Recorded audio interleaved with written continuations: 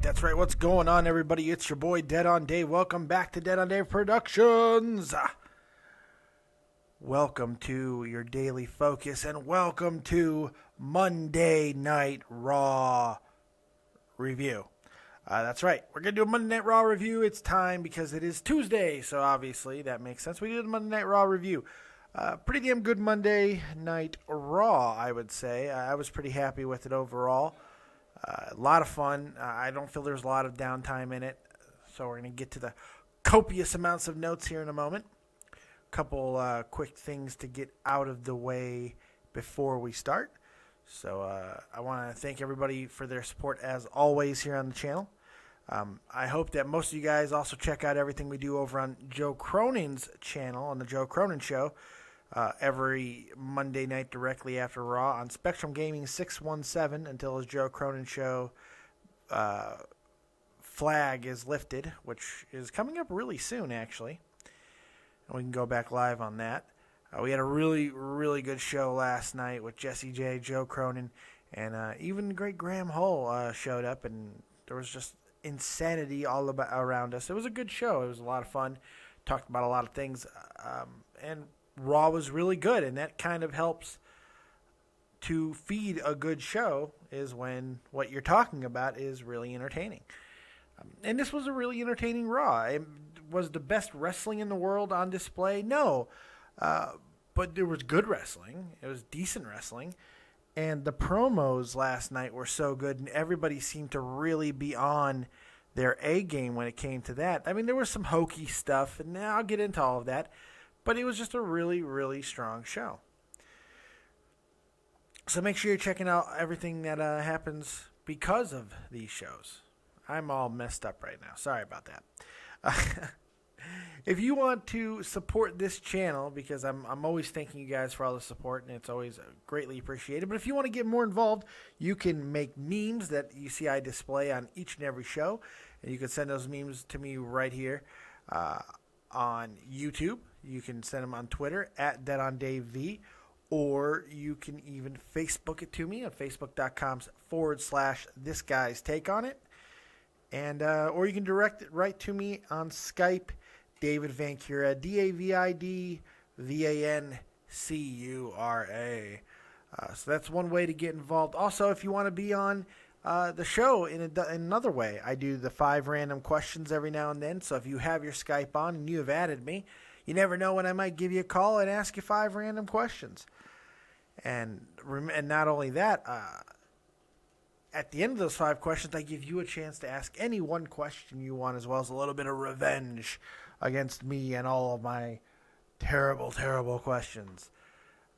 Also, the Creators Corner, the weekly show, the interview show where I talk to you guys out there who have things that you're doing and you want to get out there and you want to tell your story. Well, it's a great opportunity to do that right on Creators Corner every single Thursday. So if you want to be involved with that, let me know. We'll schedule an interview and I'll have you on. So all of those ways to get involved. And then, of course, the great Dead on Dave merchandise site, deadondave.spreadshirt.com. All of the t-shirt designs were made by the great Isaac Rojas. So make sure you're checking out all that stuff, and perhaps even getting a cup with my ugly mug on it. A mug with my mug, that's right, and drink out of it. All right, so let's get into Monday Night Raw and my copious amounts of notes, because there's quite a bit. So the show kicks off with Seth Rollins. He's talking a lot of shit, and he's talking about how Seth Rollins will not be here tonight, and that how Rollins is unstoppable, he's unbeatable, he's the man, and all of this stuff. And it was really hokey. I didn't like the way Rollins was presenting it, to be completely honest. And then Reigns interrupts, of course. Lots of boos. That's the first thing I noticed, was this crowd was a heel crowd. It was New Jersey, that East Coast thing. I'm not sure how smart the crowd was, as far as smart marks or whatever, but it was a lot of boos for a lot of faces, and they seemed to be a heel crowd, unless you were Dolph Ziggler or Daniel Bryan, of course, because, they're real wrestlers, and we love our real wrestlers. Everybody else sucks. Nobody else gets a chance. So it is what it is. But the crowd was pretty damn good all night, and it seemed the boos and the weird reaction to him kind of threw Reigns off a little bit because he kind of went back into his botch mode. So it was crazy. This was just not a crowd for Roman Reigns. So that all happened, and Reigns, teases that Rollins should get involved in the main event if he's so tough. So it was at this point where I noticed some great signs in the background. But my sign of the night is eat, sleep, no show, repeat. I believe that sign was quickly snatched up, but that was pretty damn funny. I thought it was a pretty good sign. So what did you guys think of that sign? Did you notice any others that were even funnier? If you did, please put them in the comment section below, and I will read them off. So yeah, that segment wasn't a world beater by anybody's freaking standards. It wasn't a fantastic segment. It did end with Reigns just punching him in the mouth, which is what we want to see. We want to see more of things like that. But it is what it is. And Randy Orton getting involved, I don't mind at all. I like when Randy gets involved. And they're slow burning this situation between Rollins and Randy Orton, and I kind of like it. I like this different take on Randy Orton because we know he's not a full-blown heel, even though the actions he has later on tonight would indicate otherwise. But it's just an interesting situation. It's actually quite funny to see Randy kind of hit his marks the way he is right now. It's kind of cool. Divas title rematch was announced for later on in the evening. I should have been tipped off what was going to happen during that, but I just did. I did not put things together until that match actually got going, where they were, who hasn't been there, and we'll cover that in a moment. Dean Ambrose versus Wade Barrett.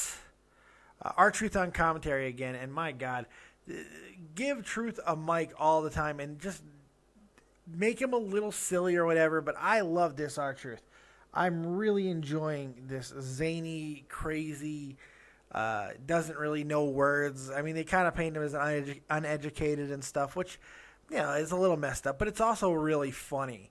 And him stealing the belt and putting it under his jacket in a way he's sneaking up to it very maniacally, and it's pretty funny. And the interaction he's having with the announcers is also very good, especially on SmackDown when he kept calling Byron Saxton Coach.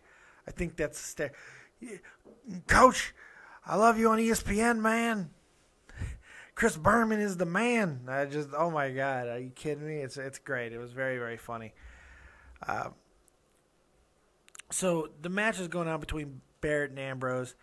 It's not a bad match at all. It's a pretty damn good match, but it's kind of slow, and you knew that there's a deeper purpose for the match because Ambrose still has the Intercontinental title. And R-Truth steals the belt yet again and tries to hide it underneath the announcer's desk. And out of nowhere, Luke Harper comes out. And my wife is looking around the room very weird right now. What's going on, baby? Okay? Yeah, I was thinking about what color we should paint it, and the ceiling needs to get painted too, and it's going to be really messy. So right now you decided to think about how you're going to paint the room. Yeah. Okie dokie. If you have any ideas on what we should paint our living room, go ahead and put that in the comment section below at hashtag Melanie. I don't know why hashtag. Hashtag Dave's wife. Hashtag Melanie. Hashtag paint the room. Whatever. And give us a color because my wife just simply doesn't know. Happy? I involved you. Yay. Okay. Ha, ha, ha, ha, ha. So Luke Harper comes out, and apparently he is now going to be involved in this match, and he forces R-Truth to give him the belt, which is pretty damn funny. R-Truth he's stealing the belt, but the way he's giving it back to the person who wants it is just hysterical. So I'm actually enjoying that. All right, so next, Dean Ambrose gets the win with the Dirty Deeds. Okay. Like it really even mattered because Wade Barrett's going to continue to lose these matches. And there's a very good possibility he ends up retaining at WrestleMania in this ladder match, which is turning out to look awesome. So, Miz and Mizdow backstage, they recapped the fact that Mizdow was going to have a commercial, and the Miz kind of took his spotlight, and the Miz, being this posturing prima donna that he is going to have a commercial preview. He's going to premiere. He's going to show the world. And Mizdow's trying to tell him, maybe this isn't a good idea, man. You shouldn't do that. And there's a really good reason, because we got one long commercial for dick jokes. It was a dick joke commercial. It's fantastic. Miz was the spokesman for Niagara, a penis pill for those of you who can't perform. It was hysterical. And then it got real because the Miz slapped Mizdow, and Mizdow looked pissed and got in his face. It looked like this was going to be the moment where he finally lays out Miz, but no, instead he apologizes, and we will continue on this path of wherever this is going to lead. I hope they do not burn this too long to the point where people are getting tired of it, because Mizdow is red hot, and you don't want to take things too far, because sometimes when you go too far and you put these guys in these situations for too long, then it just doesn't matter anymore, and nobody cares. So Bray Wyatt is out next, and he has a really good promo again, talking about The Undertaker. He actually uses Undertaker lines throughout his promo, I would walk to the fires of hell and all that stuff. It was great. And then he sets a casket on fire, which is kind of cool. It's a cool little thing they don't do all the time, especially inside of arenas. You don't see that because of safety hazards and stuff like that. So that was really cool. It was a good visual. It kind of gives you this different look of things that you don't always get to see, and puts an extra emphasis on this situation. Even though The Undertaker is yet to emerge, we're still getting to the point where, man, it's starting to build a little bit, and I'm excited for it. I didn't think I was going to, but I was. Next up was the 6-man mixed tag team match, which I completely missed most of it. I know the Usos won because of dysfunction with Tyson Kidd and his wife. He tagged in Natalya even though her ankle was hurting, and then they kind of have a hug it out moment after, and Tyson Kidd with a shit-eating grin on his face. It was really not a big match anyway. Not much happened. It didn't look that exciting. I missed most of it. Let me know if I missed anything important with that match. Considering we hardly talked about it on the Raw review last night, and I'm basically glossing over it now, kind of tells me it wasn't that big of a deal. Next up is probably my favorite spot of the night. Cena comes out, and I'm noting right here that just extra corny promo. It was just, ugh. I'm like, seriously? And then I'm going to be in the Andre the Giant Memorial Battle Royal. I'm like, oh, God. And then Stephanie comes out, and I was wondering, what the hell is this? This is kind of interesting because we haven't really had a lot of John Cena Authority storyline in a while. And she is telling Cena, no, you don't get to call the shots. And, of course, Cena makes reference. He's like, what are you talking about, Stephanie? That's all everybody does. Everyone who's in the Andre the Giant Battle Royal has proclaimed that they're going to be in it. And Stephanie starts arguing the validity of if Cena should even be on WrestleMania this year at all. Because he's had a rough go of it as of late. He's been losing matches, and his popularity isn't what it once was. And she's playing to the crowd, and the crowd is supporting her, and booing Cena and cheering the things that she's saying. It's really, really cool. And she puts Cena in his place, actually, screaming at him at one point about how he's not more important than the WWE. Excuse me. Yeah, about how he's not important to the WWE as he thinks he might be, and how men like Austin and Hulk Hogan and Bret Hart, they all thought they were bigger. And in The Rock, she even drops The Rock. I'm surprised she didn't use CM Punk as well. That would have been an interesting thing to say about how they all thought they were bigger than the WWE, and they were wrong. And Cena's wrong if he thinks it too. And Cena drops a really big bitch on her. calling Stephanie McMahon a bitch, of course, is nothing new, but the way he did it was very interesting, and it seemed very hard-hitting and more gravity than usual. It was kind of cool. All night, this was kind of a theme. Yes, it's still PG, but it seemed more edgy. It seemed more not Attitude Era, but in a way, it did. It seemed like people were definitely going for things a little bit more than usual. People in the ring were using their time much more intelligently. They were taking advantage of the time that they were given, and this was a really good example of that. And Stephanie's like, well, the only way you're going to get a match with Rusev is if he gives you the opportunity. So Stephanie is just going off, and it's fantastic, and she's amazing. I mean, really, she stole the show with this promo. And then here comes Curtis Axel, and he talks about how he's now been in the Royal Rumble for 35 days, and how he's the greatest Royal Rumble competitor in the history of the event. And it's hysterical. And he's talking about how he should have a match, 2 matches, in fact, at WrestleMania. He should not only be in the Andre the Giant Battle Royal, but also taking on Rusev for the United States Championship, because 2 victories are better than 1. I have to give credit to Curtis Axel here. He was killing it, absolutely killing it. And the fans loved him. They were chanting AxelMania. It was just a heel crowd all night. He just killed it, and he was kissing Stephanie's ass, and the crowd didn't even seem to mind that. It was just great. And he ended up having to have a match with Cena, which he seemed totally down for. Cena changed gears at this point, and he looked pissed off and serious, and it was kind of a cool thing to see out of him, because Joe said during the show last night, Joe Cronin during the review, that, and he's right about this, that if Cena were to go heel, this would be kind of the look, the visage that we would expect to see out of him, because he just had this really don't do this look, and he says it on the mic. He goes, if you start this match, you're not walking out of this ring. It was kind of a cool moment.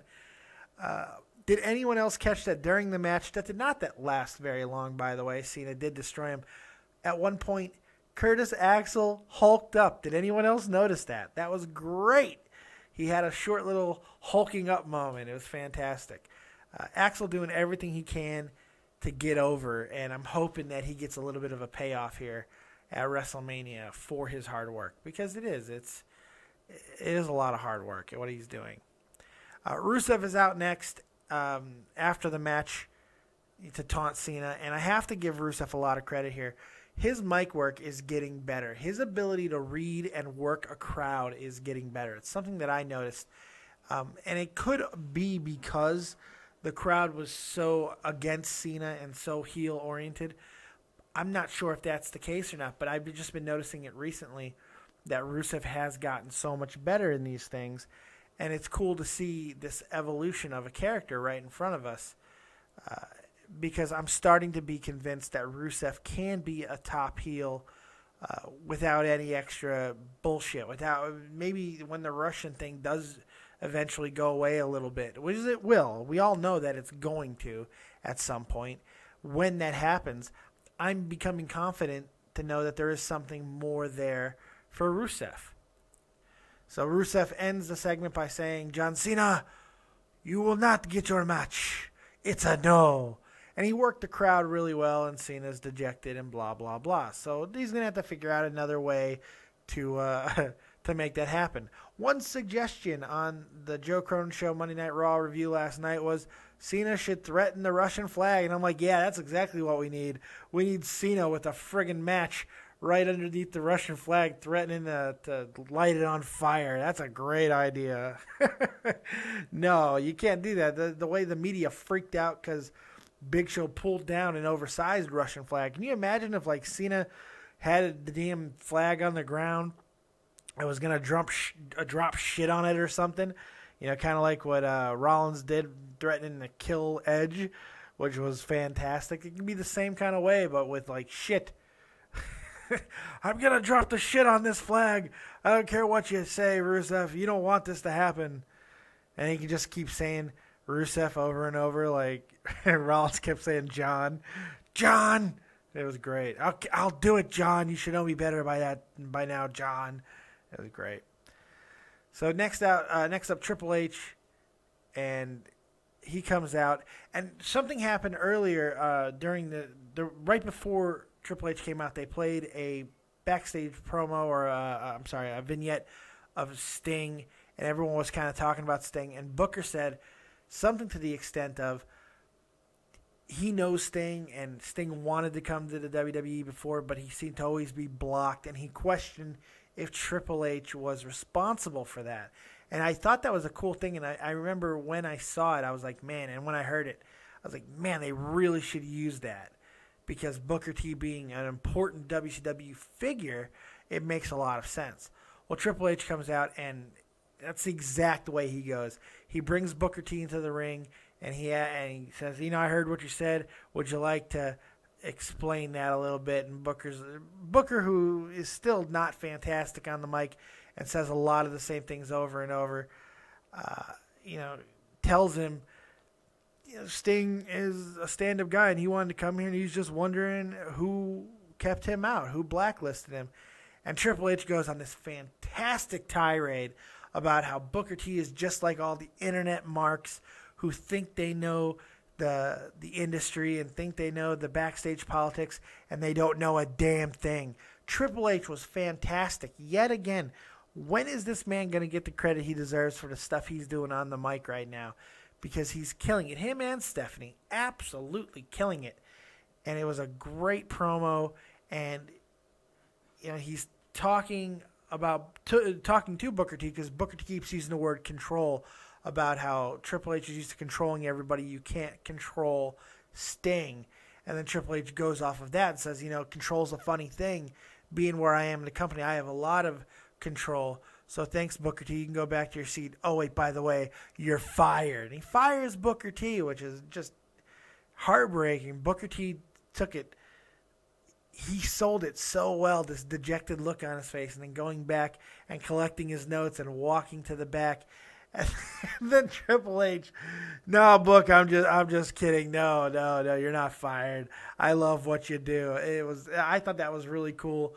And Booker T did not really recover from it for a few minutes. It's almost that he wasn't told that was going to happen, because when he went back to the booth and we came back from break, he wasn't quite recovered from it, and he said he was really embarrassed and all this. He just sold it so well, and that kind of brings to the point of how good the announce team has been as of late. Not with the actual calling of matches, because Lord knows that they are horrible at that. What I mean is, it seems like their chemistry between the three of them has gotten better, and Booker T has been a big reason for that. Booker T can be very annoying, don't get me wrong, but the inclusion of him and maybe the subtraction of Jerry Lawler has really lent a lot to the development of the broadcasting crew. Is it good? Good is a hard word to say, but it's definitely improved, and it's not that bad. All that being said, I do think Triple H beating the hell out of Booker T would have been a little more effective. I'd like to see where he, over the next few weeks, calls out former WCW champions and figureheads and people who were important within the company, and he just starts laying them out. I'd like to see that. That'd be kind of cool. I wish Luger was in some kind of shape to come down. I know he's not. He's all messed up. But that would be really cool to see him beat up Luger, considering he's one of Sting's best friends, from the WCW days. That would be really cool to see. It can't happen, but it would be really neat if it did. Stuff like that. That's what I'd like to see. But as long as he continues to do this thing and kind of goes on these tirades against WCW days and against Sting and people who supported him, I'm cool with that. So next up, we got the Divas title rematch.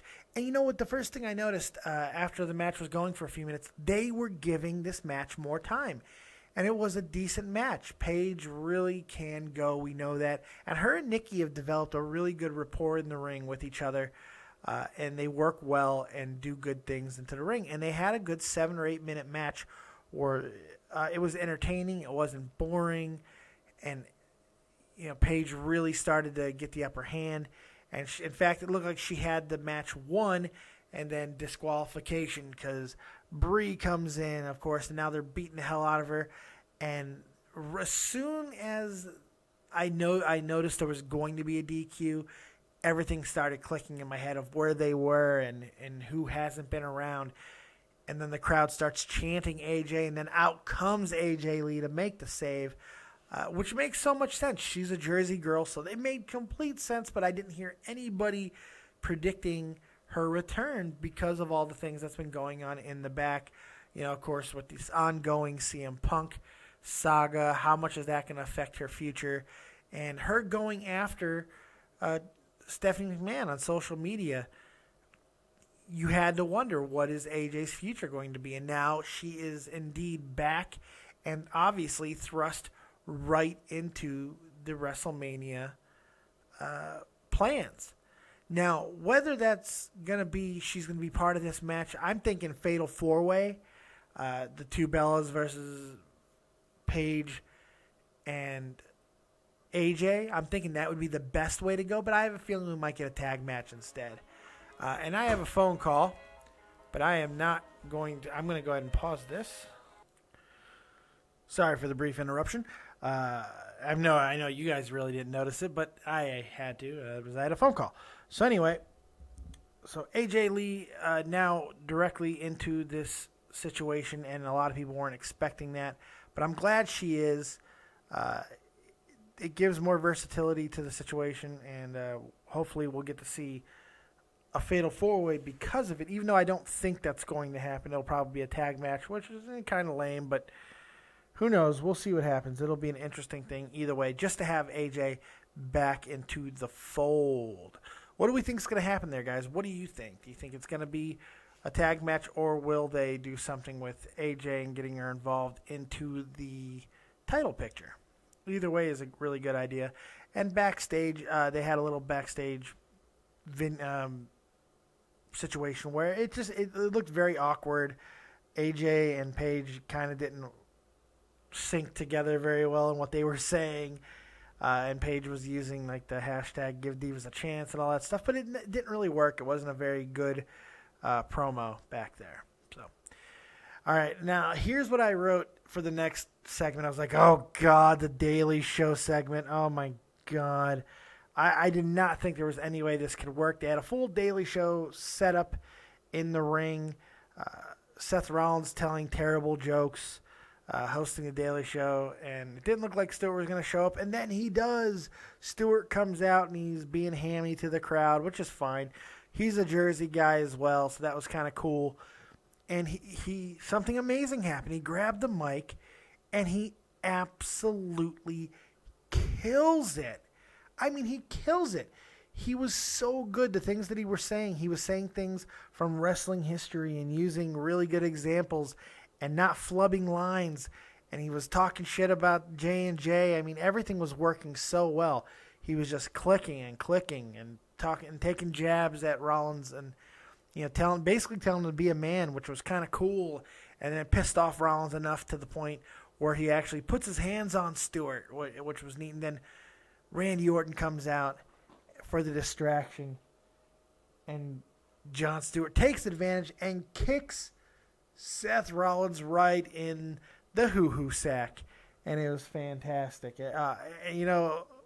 Jon Stewart did a good job with the kick too, because you could see his foot going right up between the cheeks of Seth Rollins, and that's how you want to kick. My wife's like, how is that good? Well, that's how you want to kick someone, baby, when you're doing a fake kick to the balls. You want to get that foot right up into the groove, and you want to be able to see that whole foot engulfing the anus and ass of the other man.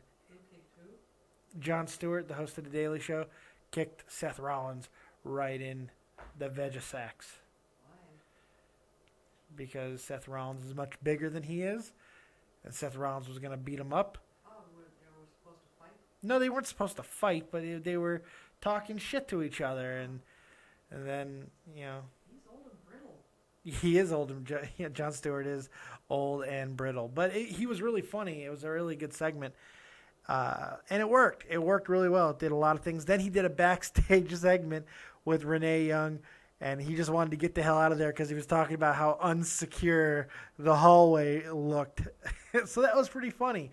It was. I wasn't expecting much because I'm not a huge John Stewart fan. Go John Oliver. And it was funny. It was a good moment, and I enjoyed it. And it furthered the tensions between Randy Orton, the Authority, and Seth Rollins, whatever you want to call it. So that was neat. So after that, I felt they needed to follow it up strong, and they do. Daniel Bryan versus Luke Harper, and look, this is the example. I've talked about this in the past about how wrestlers will get a limited amount of time, but it's what you do with that time is what defines you as a performer.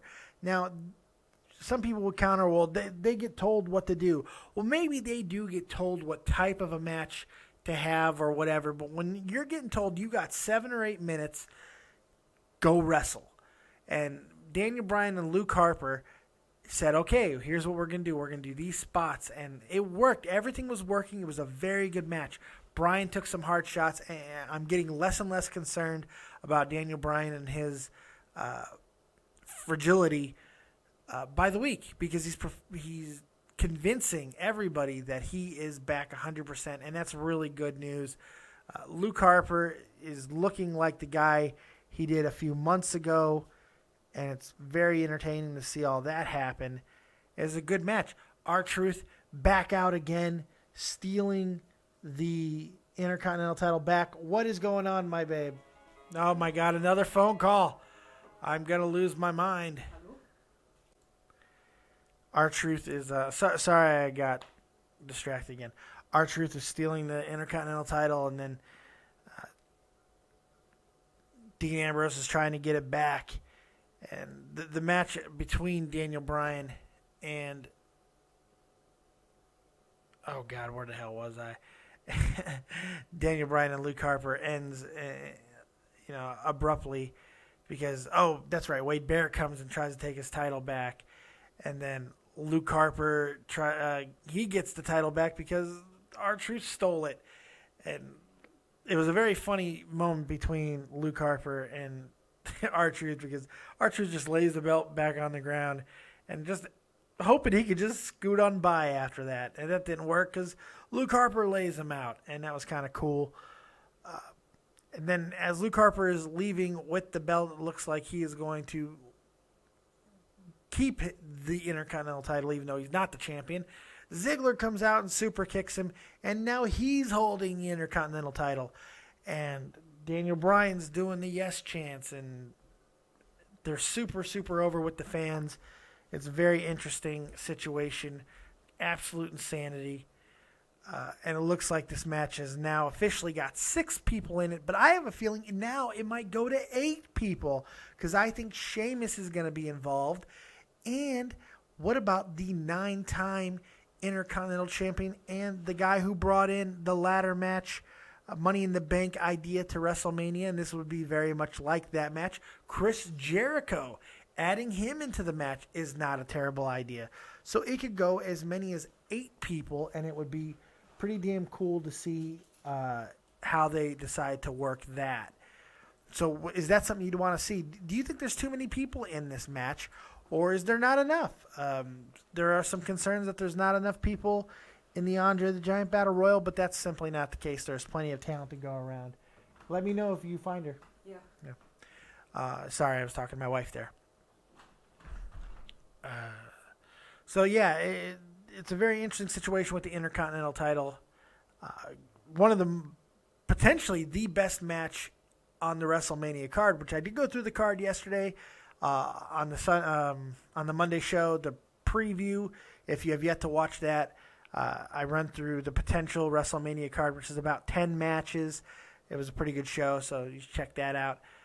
The matches did not change based off tonight. Some of the participants in some of the matches may have changed, but the matches themselves are still the 10 that I kind of laid out.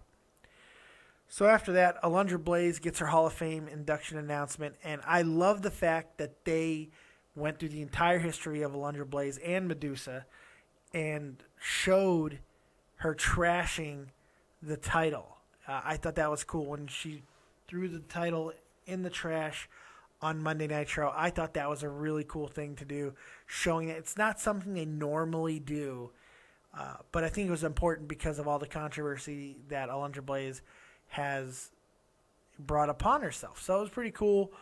Alundre Blaze certainly deserves to go into the Hall of Fame. Very interesting segment next. Paul Heyman comes out, and he's killing it once again on the mic. He's doing a regular promo, and then things kind of change. The microphone stopped working on him, and his language is getting more vulgar a little bit, and hard-handed and extreme. The fans are getting on him. At one point he was naming all the people who did not refute his claims from the week before that Reigns would be able to take them out. And somebody goes, "You forgot Andre," and just Paul Heyman screaming at him, "Yeah, it's because he's dead, stupid." And he just kept going, and it was amazing. This promo was so good. Paul Heyman just raw and upset and angry. I don't know if it was the New Jersey crowd that brought this out in him. Just this East Coast vibe just consumed him, and it was wonderful, and it was poignant and interesting, and I just wished it would have kept going. And it makes me care about Lesnar Reigns. Do I wish that they would tone back the overselling of Reigns a little bit? Yes, but I feel they're doing it on purpose now at this point because they're so desperately trying to make him a Cena, and this is the best way to do that in a lot of ways. Push him down our throats like they did Cena, even if that's not what they really want to do. It just works because of the perception that that's what they're doing. So it kind of works that way. It's interesting. And it paid off in spades because in the main event, Seth Rollins versus Roman Reigns, the crowd was not on his side. I don't think they were going to be anyway because it was just the crowd that was there. But as the match wore on, something interesting happened. Roman Reigns showed a lot during this match. He really did. He showed way more after, and we'll get into that in a second. But he showed quite a bit in this match. There was a lot of interesting things that happened.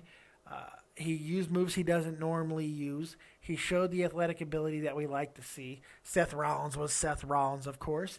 And then Randy Orton comes out, and he continues to be involved in this scene. And he helps Seth Rollins win. He holds the foot of Roman Reigns momentarily and helps him win, or causes him to lose to Seth Rollins, really. And it was quite a moment, what is Randy doing? But it's really just a bigger build to this storyline between him and Rollins. They're really doing a lot of good things to make it interesting for WrestleMania. And it's working. But, what does this mean for Roman Reigns? They're burying him. He lost a match. Well, that's not necessarily the case because he goes complete mongoloid after the match. He goes completely apeshit and he attacks the entire Authority. He goes after J&J and he starts punching Kane in the face and he's hitting all of his high impact moves.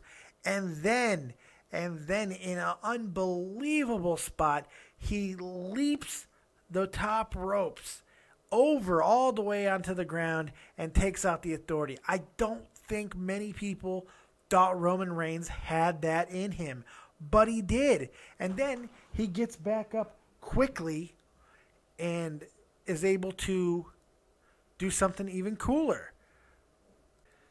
So yeah, he does something even more amazing, and I thought it was more impressive. Maybe some people didn't, but I love the fact that Seth Rollins tries to take advantage, and Roman Reigns spears him while coming off the top rope and cuts him in half. It was a really cool moment. It made Roman Reigns seem more important and bigger and badder and just showing that anger and that rage. It was really cool, I thought, and well done. It was a good match. The whole match I thought was good. The main event was well built. It was a very cool thing, and they needed that for Roman Reigns quite a bit, and I think it worked and it paid off. So because the main event, and they could have done more things, but they didn't really need to. Because the main event delivered for me and the entire night just was very good and strong, and there were some things that were stupid, some backstage stuff, but other than that, it was just a really solid show. So I give it a 7.5, and I can probably be persuaded to give it an 8. I truly enjoyed Monday Night Raw, and I like the build to WrestleMania. So what do you guys think? I'm sorry I was a little bit distracted throughout the course of this show, but I hope you guys enjoyed it, and let me know what you guys thought of Monday Night Raw and where you see the build for WrestleMania going in the future. Other than that, I'm about done. It's your boy Dead on Dave. This is Dead on Dave Productions. Make sure you join us next time right here on Dead on Dave Productions, and we will see you tomorrow. Peace.